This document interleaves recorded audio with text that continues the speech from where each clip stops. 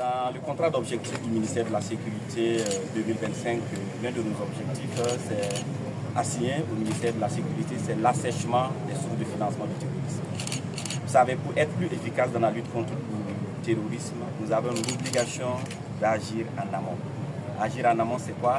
C'est pouvoir agir de telle sorte que ce que nous détruisons dans les bases terroristes, ce que nous détruisons dans les forêts, alors que ces ennemis de la nation n'aient plus cette facilité de se réapprovisionner. Il s'agit de quoi? Il s'agit de tout ce qui peut les permettre en termes de mobilité, en termes d'alimentation, en termes de soins sur le terrain.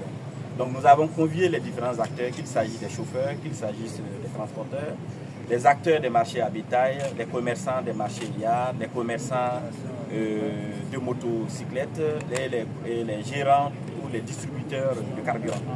Donc ici, c'est non seulement pour les sensibiliser sur leur implication nécessaire à l'assèchement des sources de terrorisme. Parfois, certains acteurs le font de façon consciente parce qu'ils en font une affaire, un business, ou parfois aussi d'autres personnes le font de façon inconsciente.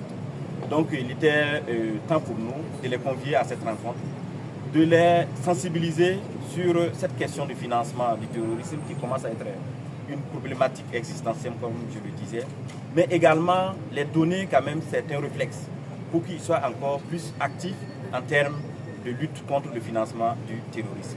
Donc à travers cette séance, nous avons pu identifier quand même quelques éléments que nous allons faire passer le message à leur niveau pour qu'eux aussi, à leur niveau aussi, puissent relayer ça au plus bas niveau.